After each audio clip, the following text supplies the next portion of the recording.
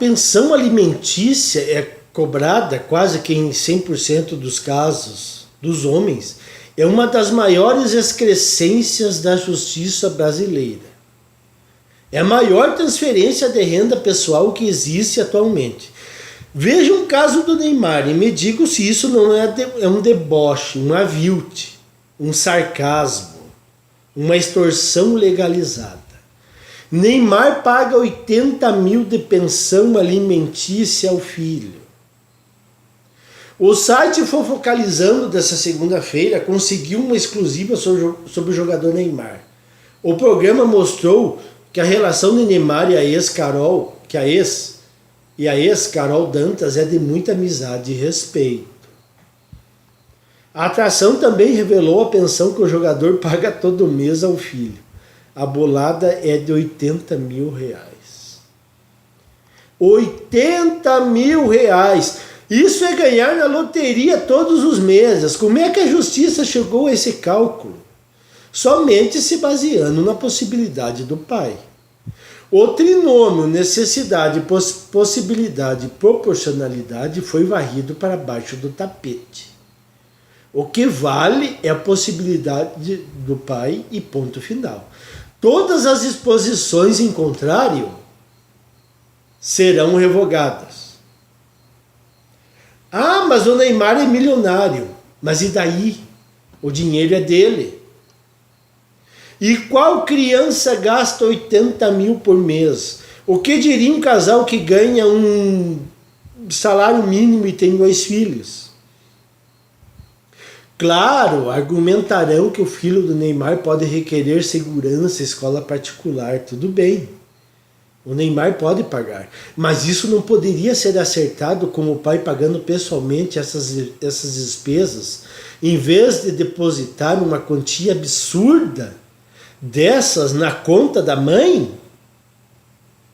E se o Neymar não tivesse ficado milionário? Daí o seu filho poderia sobreviver com menos? Não teria problema daí? Vamos exagerar um pouco os gastos do filho do Neymar de 8 anos. Vamos imaginar que ele gaste 15 mil por mês. Esse exagero é porque o filho do Neymar pode ser vítima de um sequestro de repente. O que acontece com os outros 65 mil? Eu sei. A mãe faz o seu pé de meia. Até o término da pensão, se ela for esperta, vai ter um patrimônio acumulado que a sustentará para o resto da vida com extremo luxo. Outra coisa, qual a participação monetária da mãe na criação do filho? Nenhuma. Com 80 mil por mês, que participação que ela precisa ter? Ah, mas dirão as mães, a maioria dos pais não são milionários e pagam pouco. Acontece que o pouco para quem ganha pouco é bastante. Só que eu garanto que na audiência de divórcio elas fizeram questão da guarda unilateral. Se o pai paga tão pouco, por que elas fazem tanta questão de deter a guarda unilateral? Eu sei. Primeiro, que as mães se consideram donas dos filhos.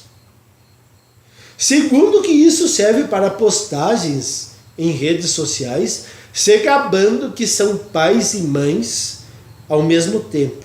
Ou seja, aquele vitimismo ad eterno. Terceiro, que 800 mil, 2 mil de pensão, todo mês na conta, não é nada desprezível em se tratando da realidade brasileira.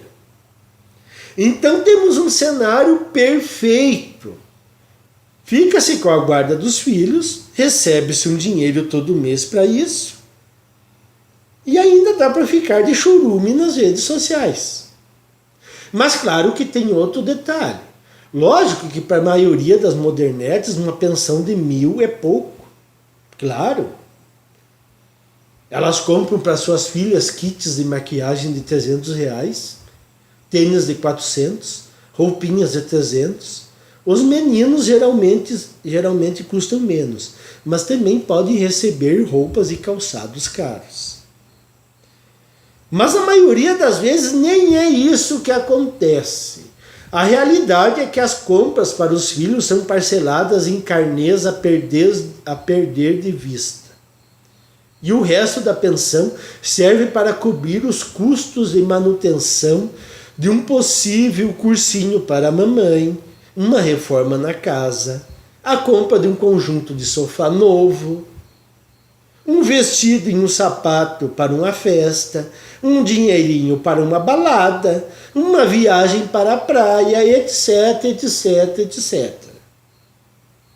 Claro, o pai não pode exigir a prestação de contas de onde a mãe está gastando o dinheiro da pensão.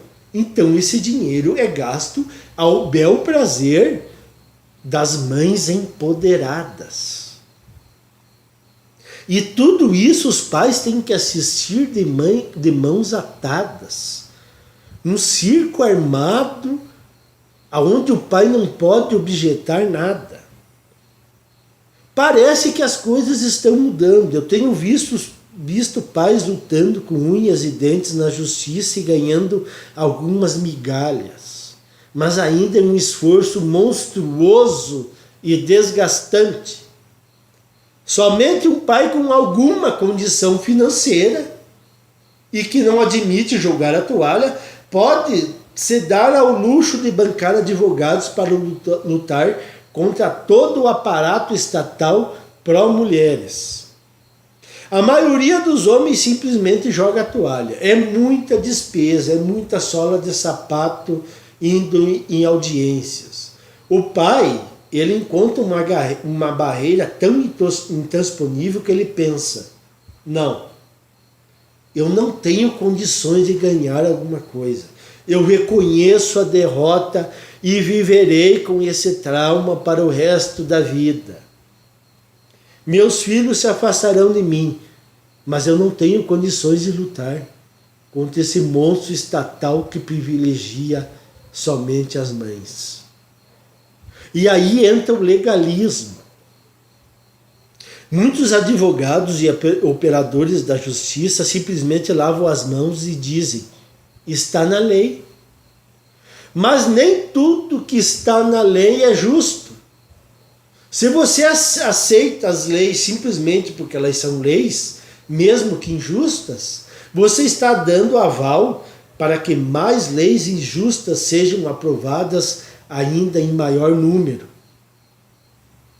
Não há justificativa para uma pensão de 80 mil reais, nem de 40, nem de 20. Ainda mais se elas são descontadas automaticamente, direto para a conta da mãe. Eu garanto que os pais pagariam as despesas dos filhos de bom grado se soubessem que o dinheiro está sendo gasto com os filhos e não com a ex. Mas já que as leis não mudam, então vamos fazer o seguinte: nada de filhos, sem filhos nem sem pensão, sem vínculo afetivo, sem Maria da Penha. Ah, mas vocês têm que pensar na transcendência do casamento. Vocês têm que saber que o casamento e os filhos é que perpetuam a espécie e o salvamento da sociedade. Pois bem, façam isso e aguentem as consequências, mas depois não venham se queixar. Mate no peito. Se sofrerem alienação parental, lembre-se que isso faz parte da transcendência do casamento. Ah, mas nós não devemos ceder à destruição que a esquerda quer. Mas então se posicionem contra leis que destroem o casamento, seus desgraças. Vocês são os primeiros a chamar a Damares de superministra. Só porque ela é contra o casamento homossexual, sendo que o grande problema é o casamento heterossexual que já foi para a banha. Até mesmo de uniões homoafetivas, até mesmo antes das uniões homoafetivas, o casamento heterossexual já tinha ido para o espaço. Quer dizer, os caras estão desperdiçando pólvora em chimango. A rejeição ao casamento e a filhos estão partindo de quem? De mulheres heterossexuais. Os casamentos homoafetivos são ninharia perto do estrago da intoxicação das modernetes. Quem está sofrendo as sandices da Lei Maria da Penha? Quem está sendo extorquido nas pensões alimentícias? São os homens heterossexuais. Então, aquele velho lembrete. Você, homem que ainda pensa em achar agulha no palheiro, pode ir tirando essa ideia da cabeça, porque as leis estão aí em pleno vigor. Estamos fazendo progressos? Estamos. A narrativa feminista e modernística está sob abalo? Está. Mas é preciso mais, muito mais. São décadas de uma narrativa feminista e que continua de ataque aos homens. A reação era esperada. Somente os utópicos é que não perceberam isso. Mas isso significa o fim da nossa civilização ocidental. Bom, se eles dizem que isso significa o fim da civilização ocidental, eu é que não vou pagar para tentar salvá-la. Eu não fui o culpado disso. Nós não fomos os culpados disso. Eu não aprovo leis. Se dependesse exclusivamente de mim, as coisas não estariam como estão. Mas como eu não detenho poder, eu pelo menos detenho a palavra. Se vocês me ouvirem, podemos não salvar a civilização, mas pelo menos podemos salvar a nossa pele. E se o caos se instalar, pelo menos podemos dizer que a culpa não foi nossa. Mas você não vai fazer nada para tentar salvar o casamento? Não há mais tempo para isso. Eu sou muito grato à civilização ocidental, mas eu consegui perceber a tempo que a situação deteriorou e não tem mais volta. Eu não estarei mais aqui quando uma nova conjuntura de sociedade se formará, mas eu posso me louvar de ter participado da sociedade quando ela ainda cultivava valores morais, éticos, quase no finalzinho, mas ainda consegui absorver esse comportamento da sociedade. Como eu já disse para vocês, eu peguei os dois mundos. Eu ainda consegui pegar uma sociedade que tinha valores morais e éticos, e agora em 2019 eu assisto estarrecido a tudo ir por água abaixo. Paguei o meu pedágio e por isso eu quero que vocês não precisem pagar o pedágio que os mais antigos pagaram.